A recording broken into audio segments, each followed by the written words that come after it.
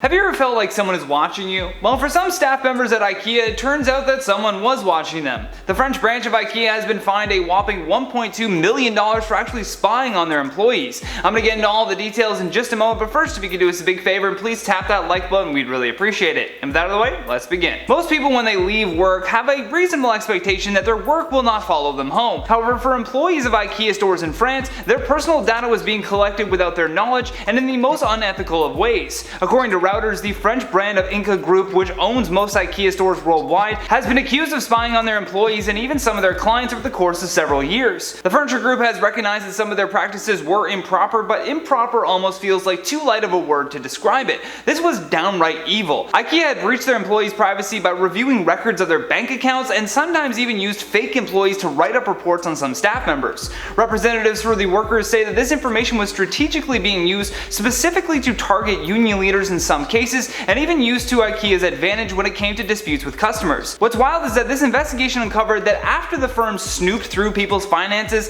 and even what cars they drove, they were also found to have paid for access to police files. So far, 2 former IKEA France executives have been convicted and fined over this scandal, but were given suspended prison sentences. Additionally, some of the 13 other defendants in the high-profile trial were acquitted, with others being given suspended sentences as well. Adele Amara, who used to work for IKEA, first helped expose this scandal, and they called the ruling a big step in defense of the citizen, adding that it proves there is still justice in France. The panel of judges at the Versailles court noted that between 2009 and 2012, IKEA's French side had used espionage to track down employees who may have been troublemakers. As the title mentioned, IKEA France was convicted of receiving personal data obtained through fraudulent means in a habitual way, and so they were ordered to pay 1.2 million euros in fines and about 100,000 euros in damages. In a statement released by the IKEA Group that owns and operates the IKEA stores, they said that the French retail operation has strongly condemned the practices, apologized, and implemented a major action plan to prevent this from happening again, adding, "We will now review the court's decision in detail and consider if and where any additional measures are necessary." A lawyer for the unions expressed that this verdict will hopefully make some companies tremble.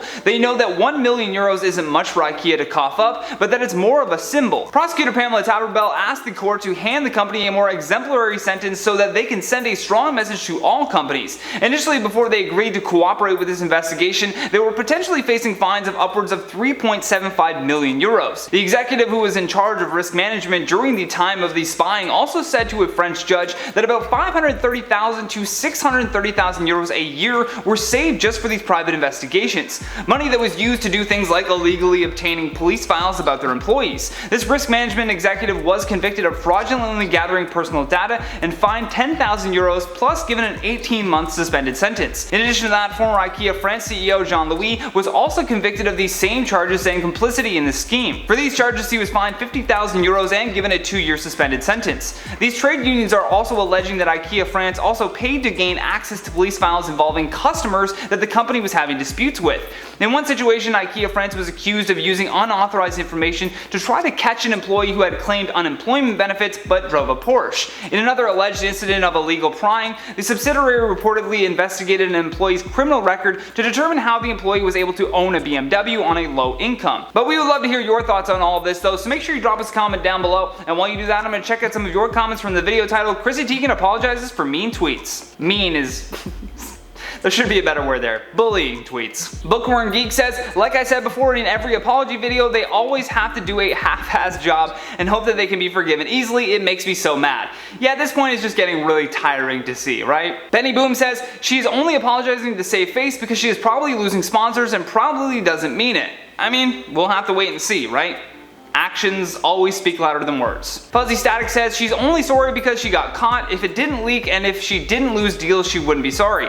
I mean, you're probably right. Manny's Rain says, "I'm glad she's admitted her mistakes. I want to believe she's just human and made bad choices. John sees something special in her."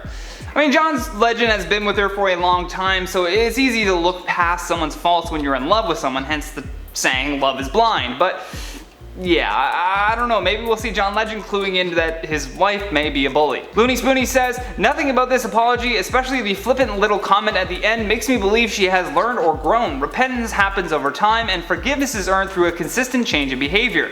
Like I said to the previous comment, we will have to watch her behavior to see if she truly has changed. Either way guys, that has been today's video. Thank you so much for watching. I've been your host Johnny Rogers, and until next time, stay classy YouTube, or at least try.